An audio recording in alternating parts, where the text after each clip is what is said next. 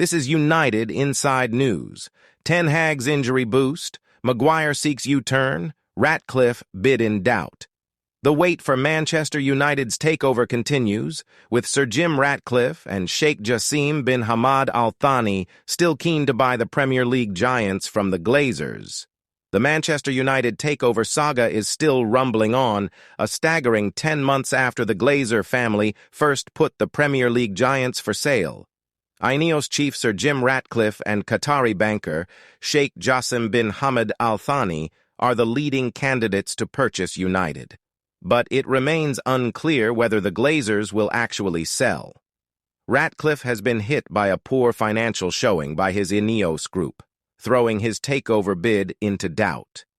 In other news, manager Erik ten Hag is preparing his side for the return of the Premier League with a visit from Brighton this weekend. United won just 2 of their first 4 Premier League games before the international break, with ten Hag facing a selection crisis on the right wing. Again and again. Maguire says he is sure of man-ut opportunities. Considering Gareth Southgate is normally a case study in diplomacy and composure, his tirade against Harry Maguire's critics was quite startling. And his defense of the Manchester United centre-back, unloved by his club manager, must have touched Maguire. But Maguire, 30, is more than capable of standing up for himself and seems to be less bothered about the ridicule than Southgate is. The England manager's belief in Maguire is more than matched by the player's belief in himself. I finished off last season with 2 very strong performances for England, and I have played in all 5 matches to help put us where we are in qualifying, Maguire reminded his detractors. Southgate played me at the World Cup, and I thought I had a fantastic World Cup, having played not so many games. And the fans have always been with me. They have seen what I have delivered for England over 59 caps. I have been to 3 major tournaments with them. In addition, Mason Mount is back at full training with United and could be involved against Brighton on Saturday.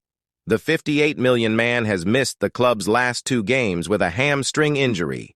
Meanwhile, former Manchester United boss Louis van Gaal is in the frame to take over as German manager, including to widespread reports. However, Julian Nagelsmann remains favorite to succeed Hansi Flick again and again. Man United have just 2 days left to prepare for their return to Premier League action. It might be nearly 2 weeks since United slipped to a dramatic defeat at Arsenal. But there has been plenty going on. In the time since the loss to the Gunners, the protracted takeover process has continued to drag on. Antony has taken a leave of absence, and Jadon Sancho has challenged Erik ten Hag.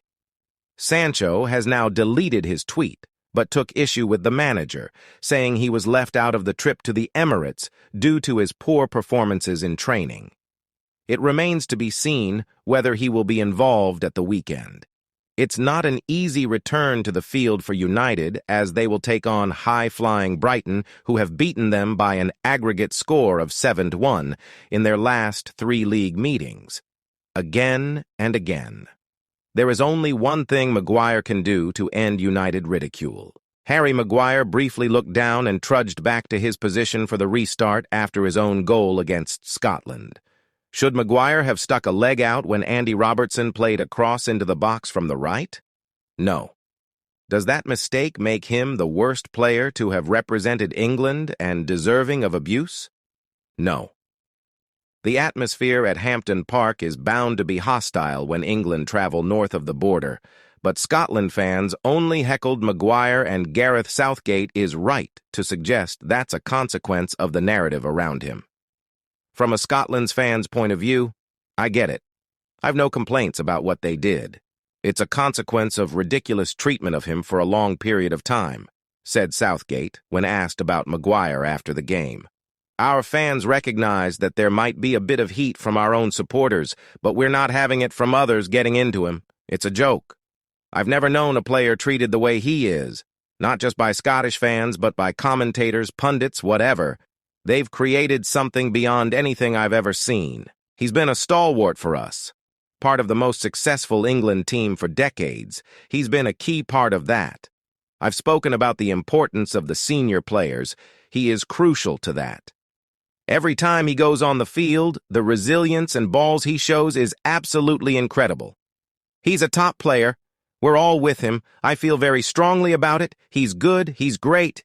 He's been a big part of that win. Again and again.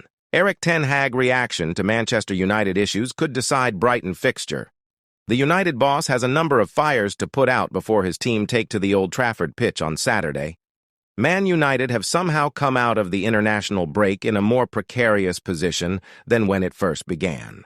It started on the final shrill of the referee's whistle at the Emirates Stadium after 2 stoppage-time goals saw Arsenal take the spoils and condemn United to their second defeat in 4 games. A few hours later, and the social media timeline was ablaze with controversy. Jadon Sancho had released a social media statement firing back at Ten Hag after he left the winger out of the matchday squad against Arsenal due to training levels. He has since deleted the post, but this is the first issue Ten Hag must address. With the reason for Antony's unavailability well publicized, Sancho would have been in line to start on the right, but for his public rebuttal.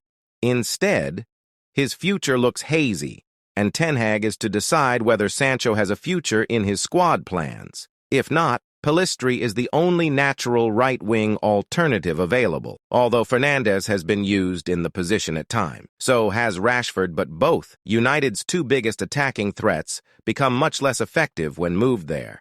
Ahmed fans will be ruing that the Ivorian is currently out injured as an opportunity presents itself. He is one of a lengthy list of players currently sidelined. Varane, Mainu, and Mason Mount were all ruled out for the first part of the season, a very ambiguous term used by the club that could mean their return is nearing or, in fact, still far off. Ten Hag traditionally keeps his cards to his chest when it comes to setbacks, but he will be expecting to be quizzed on certain players.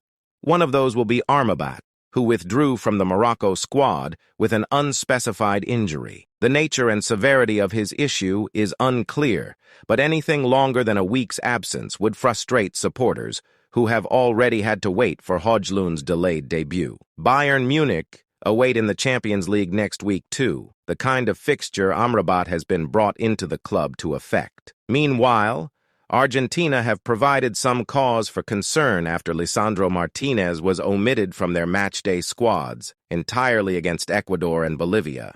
He came off at the Emirates with a foot issue, although has trained with the world champions, with boss Lionel Scaloni insisting he is fine. Victor Lindelof has recovered from the sickness that forced him off against Arsenal, while England's Harry Maguire and Johnny Evans of Northern Ireland played in both of their countries' fixtures. Ideally, though, Ten Hag will want Martinez to be fit and will provide an update on Friday about his condition. Ten Hag must also decipher whether Højlund is fit enough to start against Brighton. The striker tallied a little more than 75 minutes across 2 substitute appearances for Denmark, following his 30-minute debut for United against Arsenal. Denmark boss Kasper Hjulmand insists that the attacker is back to his old self, having worked with the 20-year-old since giving him his senior international debut just under a year ago. So that's something. But Ten Hag must balance his load carefully with a trip to Munich on the agenda. That said, the best thing for him might be to complete a full 90 minutes against Brighton to speed up the bedding-in process and make up for lost time. He will assess his $72 million signing upon his return this week and judge what course of action is best to take. The United boss has a full itinerary of tasks to complete